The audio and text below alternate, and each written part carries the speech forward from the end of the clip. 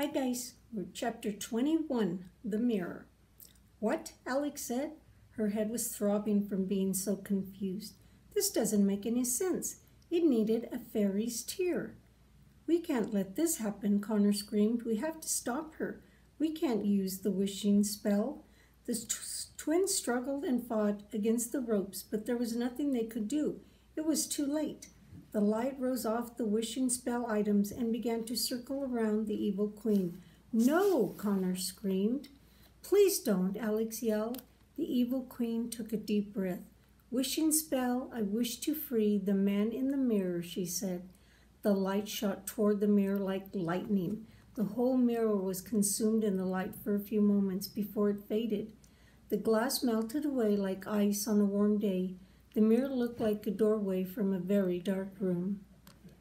The twins waited with anticipation. The evil queen walked over to the mirror, keeping a cautious distance from it, but nothing happened. She got closer to the mirror, so close that the twins wondered if she was going to climb into it. Myra, the evil queen asked. Suddenly, a man fell out of the mirror and onto the floor. His eyes were closed and he was breathing very heavily. He was pale and seemed paralyzed. It was as if he had just awoken from a coma. The man was the plainest person the twins had ever seen.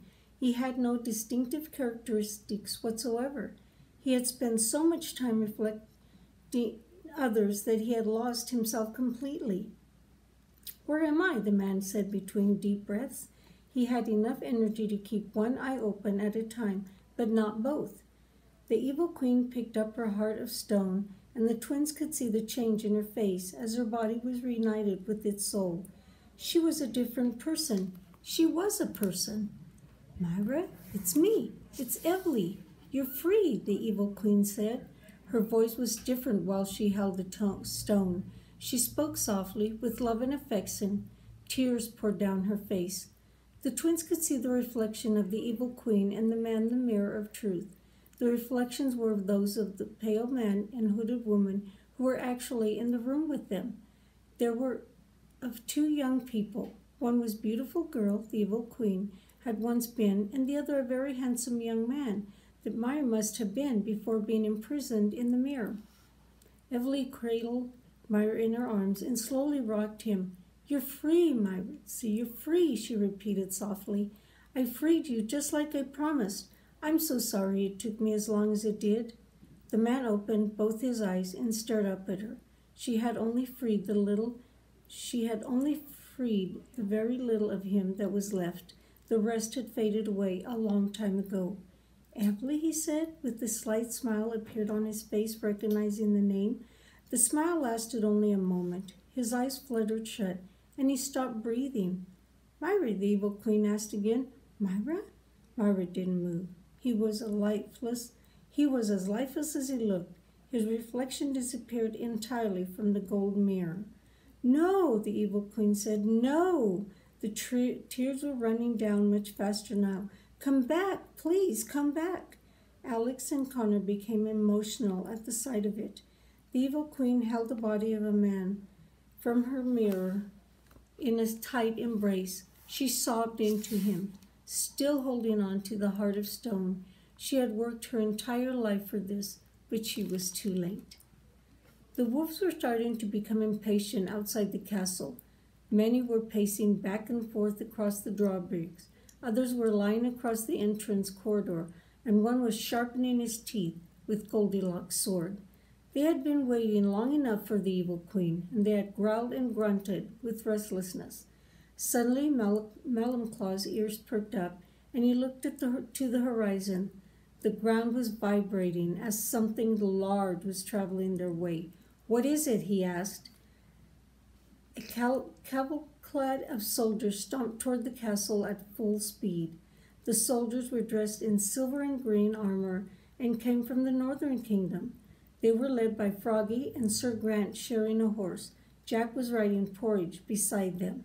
All the wolves jumped up. All right, boys, we're done waiting for the queen, Malumclaw said. We're going inside to get Red Riding Hood, and then we're getting out of here. All the wolves obediently howled, and they ran into the castle. One of them pulled a lever with his mouth, raising the drawbridge. The soldiers assembled on the edge of the moat. The evil queen is in here, Froggy said to Sir Grant. The wolves are working for her. They took my friends. Evil queen, Sir Grant called out with his booming voice. This is Sir Grant of Her Majesty Queen Snow White's royal guard. You have 30 seconds to surrender or we will open fire on the castle.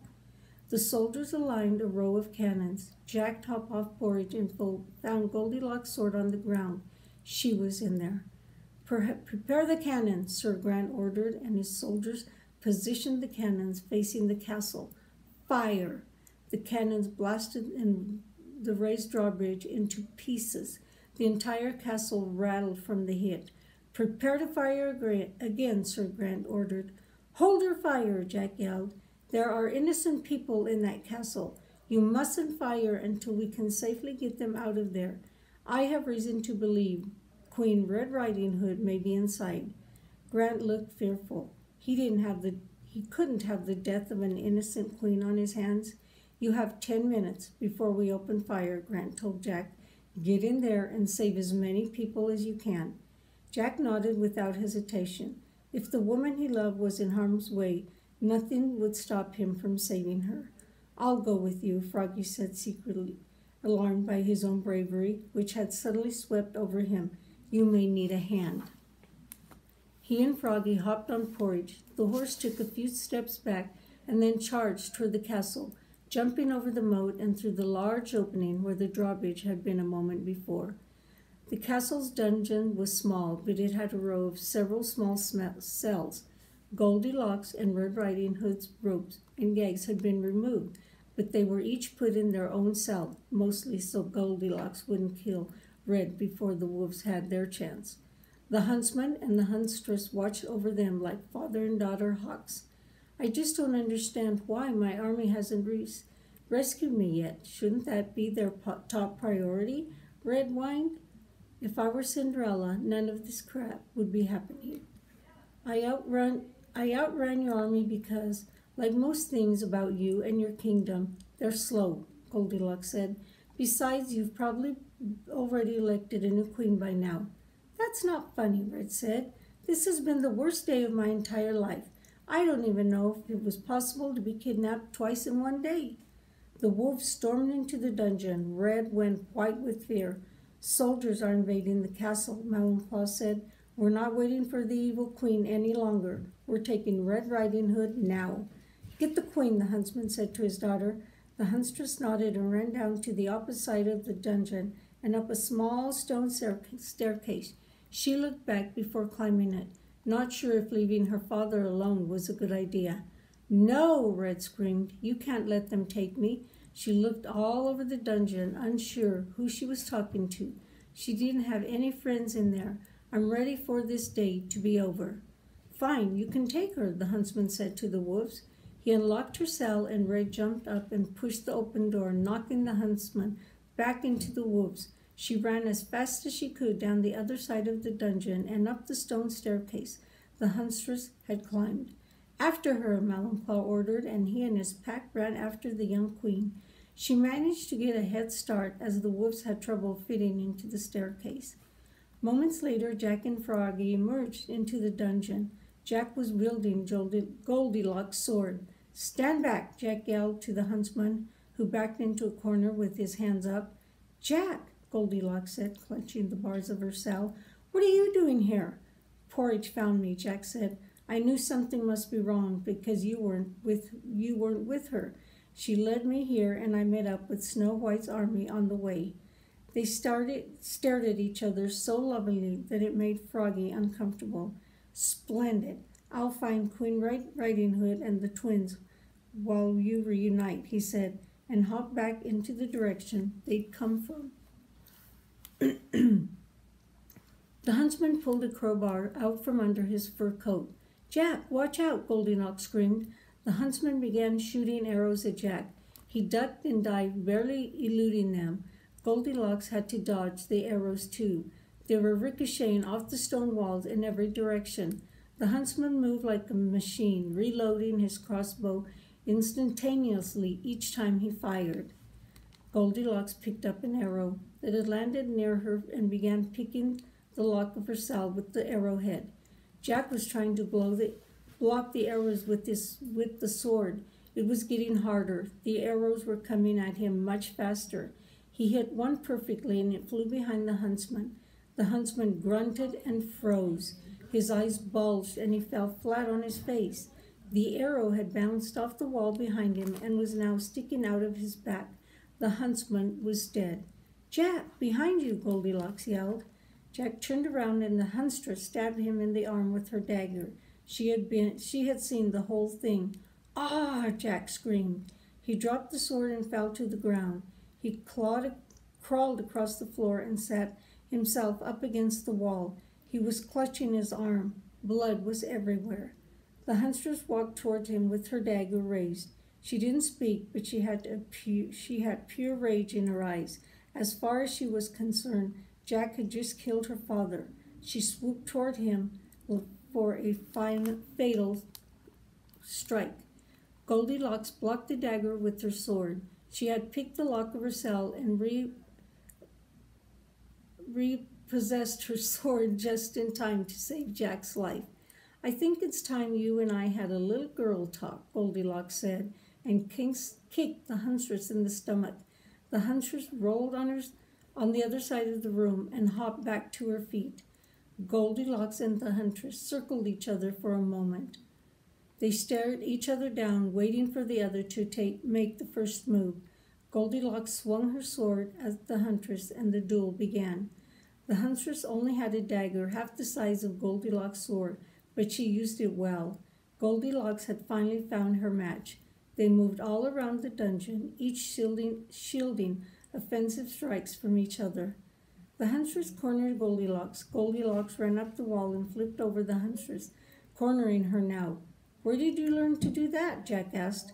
"I'll tell you later," Goldilocks said. The huntress butt-headed Goldilocks and ran out of the dungeon.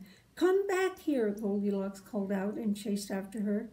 They continued their fight throughout the castle, climbing higher and higher as they went. Meanwhile, Red Riding Hood was being chased through the castle by the bad wolf pack. She was running for her life, and tears were streaming down her face. She had only been this scared once before, an infamous day when she'd visited her grandmother as a child. Red wasn't crying from fear alone, though she was also upset that she was getting one of her favorite dresses ruined. Red also wished she had chosen shoes better equipped for the running when she dressed herself earlier that day. She reached one of the highest levels of the castle. Areas of the floor had rotted away, and she had to be very careful not to fall through any of the large holes that would drop her several stories below. The wolves behind her were not being so cautious. They had a hard time getting traction on the smooth wooden floor and kept slipping into the holes, howling as they fell to their deaths. Red ran up a wooden staircase. The upper half of the staircase crumbled away in front of her as she passed the landing. "That's not good," Red said.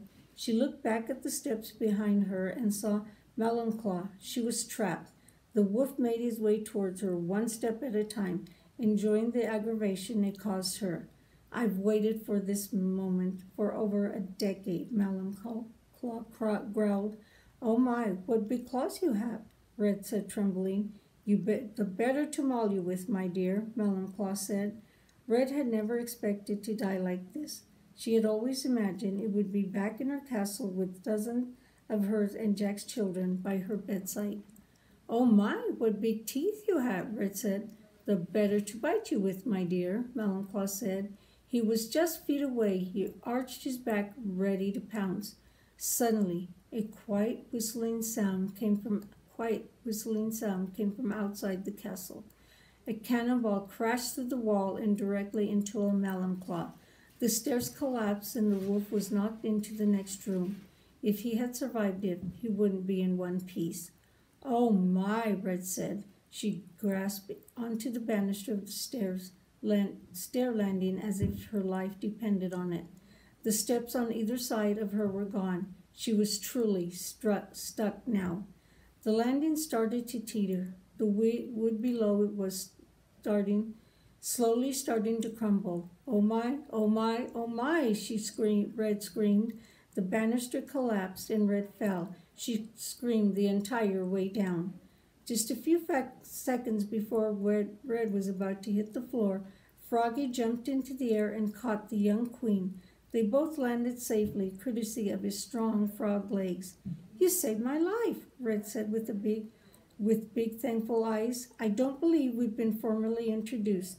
"Your Majesty," Froggy said, "my name is—" Froggy never got to finish. Red was repeatedly kissing his cheek. He turned dark green. Who knew a frog could blush? The castle began to shake as more cannons were fired. "They've started the attack," Froggy said. "We have to find Connor and Alex and get out of here." And Alex and Connor didn't know what was going on. All they could hear was the clanking of swords and the whimpering of wolves from outside the great hall, and the muffled announcements of the soldiers outside of the castle. They felt the castle shaking and falling apart around them. Cannonballs began bursting through the walls of the great hall. Big stone chunks of the ceiling began to fall around them. They knew they had to get out of the castle as fast as possible. "Your Majesty," Alex asked the Evil Queen, "we have to get out of here. The castle is falling apart." The Evil Queen didn't respond. All she could do was cry over the body of her former lover.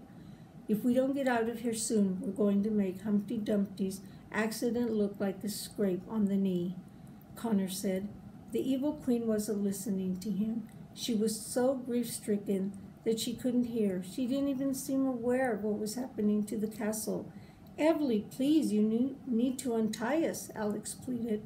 "Just drop the stone and you won't feel all this sadness." The doors to the great hall creaked open and Froggy ran into the hall.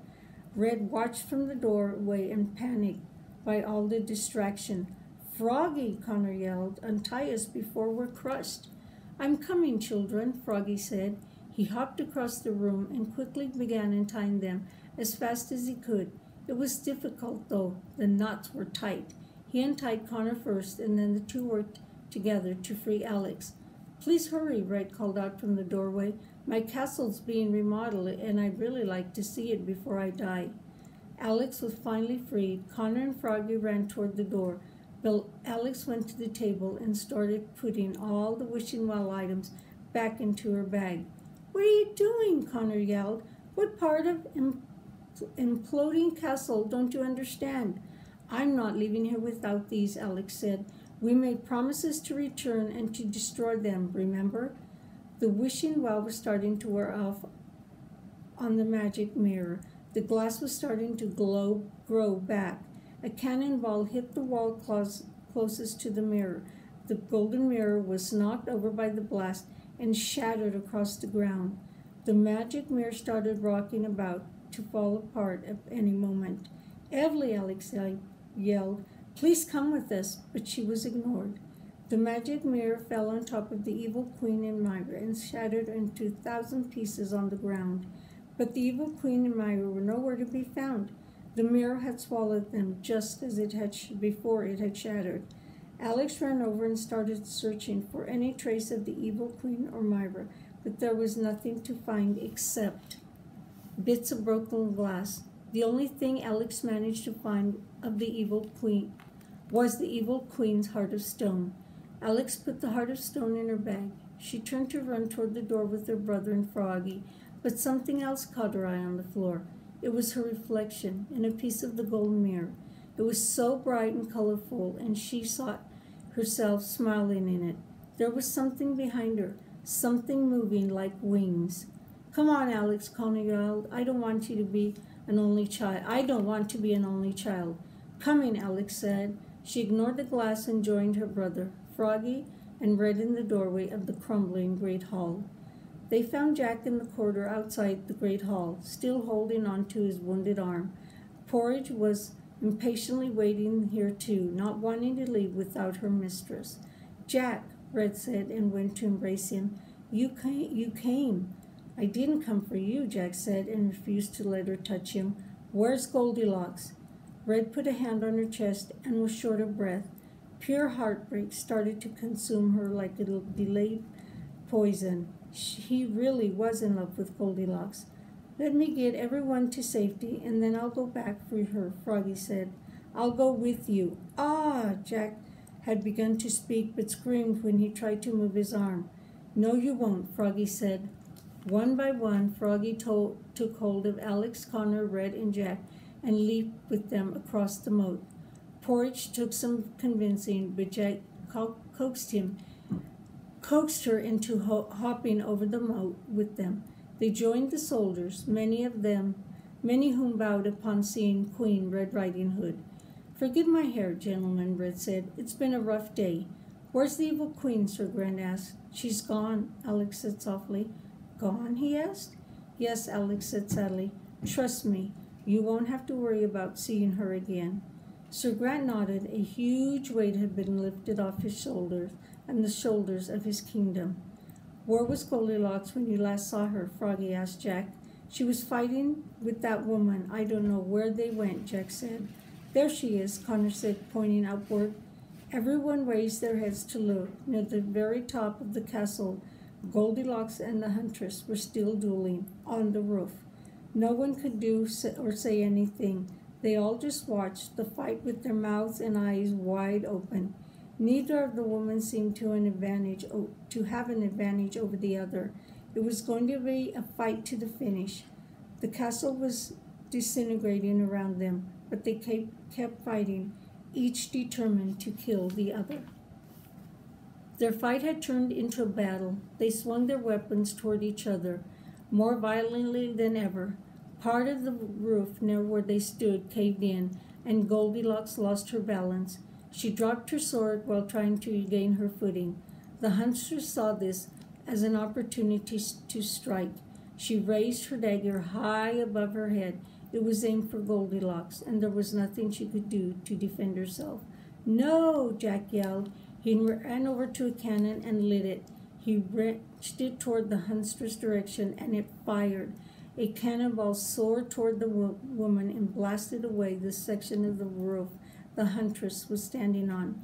She fell the entire height of the castle and into the moat, silently screaming the entire way. There was no way she could have survived the fall. Goldilocks found her balance and lovingly looked down at Jack. They shared a moment of blissful eye contact before disaster struck again. Dust rose as the castle began to collapse, completely underneath Goldilocks. Goldilocks, Jack yelled. I can't watch, Alex said. She buried her face in Connor's shoulder. It was hard to see anything through the dust. The sound was thunderous. Thousands upon thousands of stones were falling on top of one another. Many rolled over onto the moat. The dust eventually cleared, but once the stones had settled, the castle was now just a massive pile of stone bricks. Goldilocks was nowhere to be found. Goldilocks, Jack hollered, running along the edge of the moat, trying to find any trace of her. The odds didn't seem in her favor. Froggy jumped across the moat and disappeared into the debris. Everything was silent. The twins thought Jack was going to have a heart attack while waiting. Every second that they didn't hear or see anything felt like an hour. Slowly but surely, two figures made their way through the wreckage. It was Froggy, and he was helping Goldilocks through the rubble. She was limping, but she was alive. The twins cheered, and Jack fell to his knees. They had never seen anyone so thankful in their lives. Froggy leaped over the moat with Goldilocks, and she and Jack collided into each other's arms. They shared a kiss so passionate that a few of the soldiers blushed. It was love personified. Red Riding Hood could feel her entire body ache with heartbreak while watching the scene. This may have been the only time she hadn't gotten what she'd wanted, and Jack had always been what she'd wanted more than anything. Porridge happily pranced over to Goldilocks, who petted her horse's mane. I'm all right, girl, Goldilocks said. I'm just banged up a little bit. Goldilocks, Sir Grant called out officially, you're under arrest.